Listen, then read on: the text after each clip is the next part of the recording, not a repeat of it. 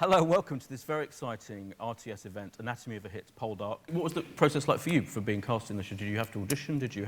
Yeah, definitely I did, yeah. I just read it and I remember thinking, when it was a case of, you know, being between those two, I thinking, God, I feel like I'm much more suited for Francis. But I thought, no, come on, you should just go for it, do the work, go in. And inevitably, that was, you know, it worked out. And now I feel completely, you know, connected and like I feel like I'm as horrible as he is. And I've got a great quote here from Alison Pearson, wrote this in the Telegraph about George. A man so seethingly ambitious, his luxuriant quiff is buying up other men's forelocks to suppress the price of hair. Which I wish I'd written that. Right. I mean, it is a magnificent head of hair you sport. Yes, I mean, you've got a great real head of hair, but it's a different quality, isn't it? Was that kind of thing important to kind of establishing the character? Yeah, I think with a character like him, it is very important. I think everything he wears and the way he presents himself is, you know, it's a huge deal for him. Probably more of a deal for George than anyone else in the series. Then let it be true.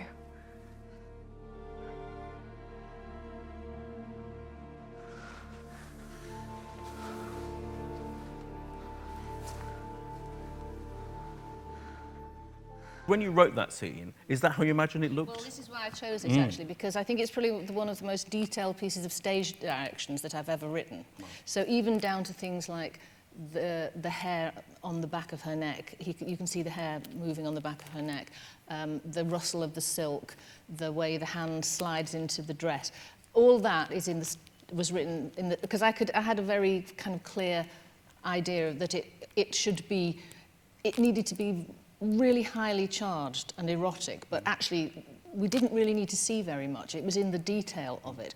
I think the cast work together so well is that they are very nuanced performances, and yet everyone has I suppose, a kind of a star quality that transcends that makes it feel, hopefully you can suspend disbelief, believe that they are real, but it has I hate to say it, but a kind of a glamour as much as a grit to it. As the nemesis figure, Aidan's nemesis, the two of you, did you work at that? Did you kind of talk about how you're going to play those great confrontation scenes between the two of you?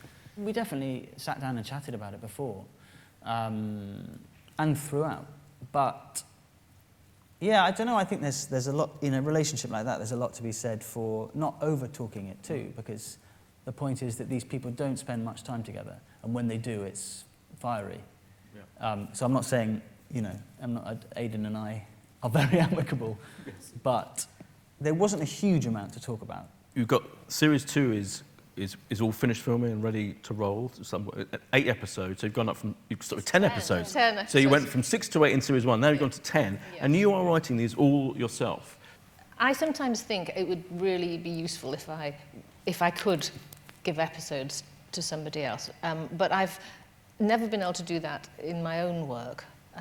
It's just, I haven't, because I suppose I didn't come up, because I came up through theatre and therefore was used to always writing my own stuff, and didn't write on anyone else's, you know, in my early days. I'm just not used to, I'm kind of just very possessive, and so I never really considered doing anything but all of the episodes, even though really it was probably madness to do 10 episodes, because I am pretty tired after that. But I mean, there's nothing. I can't think of anyone else who maybe because it started as 6 and then became 8, and suddenly it's 10, and because you are the heartbeat of it, no one else could. I mean, I think write what's it. interesting but about 10 hours it, by itself yes, is it's a lot. insane. Do you avoid character themes generally? Is that, or was that particularly to this that you? No, in general, because I think it's a fairly old-fashioned concept. Yeah. Because I mean, if a character has a theme, what's the point of it? Because you see the character, you don't need their theme to tell you that's the character. And of course, characters don't always do the same thing. They're obviously going to be reacting differently in different situations, and there's going to be a dramatic development. So I find more abstract themes are more useful and can be more easily adapted. We are heart maiden.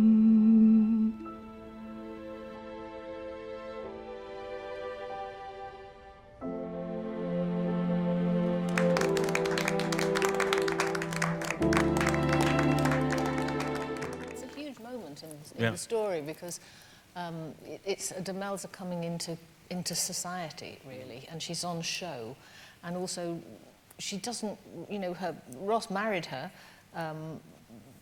because it was the right thing to do. So, you know, for all kinds of reasons, which she goes on to explain, but she's not sure that he loves her, and this is the moment where we...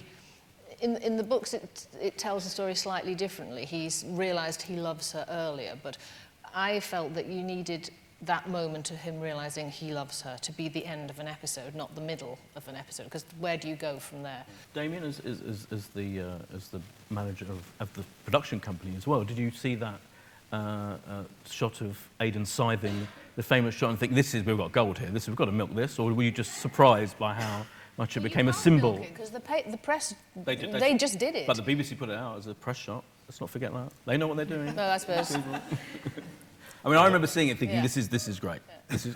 I mean, it's kind of scary looking back at how naive we were, I was. I mean, I remember really clearly watching the rushes of that day of the scything, and it didn't say...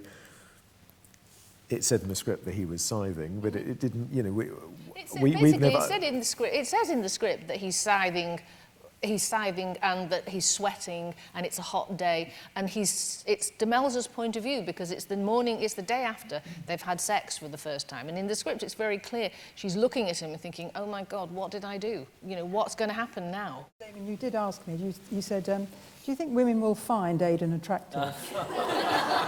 I said, I don't think you've got any problems there. Yeah, not just women, everyone. I'm sure. Yeah. Your version of Poldark is so different to the 1970s with the set locations, and also what you were talking about earlier with the scene you chose, the erotic and the raunchy scenes that were in the series. Is that key to period drama now with modern audiences, and especially with Sunday night viewing going forward? You know, what's interesting is that that's about as raunchy as it gets, actually. You know, people were, I remember people saying, oh, it's a bodice ripper, isn't it? And I said, is it?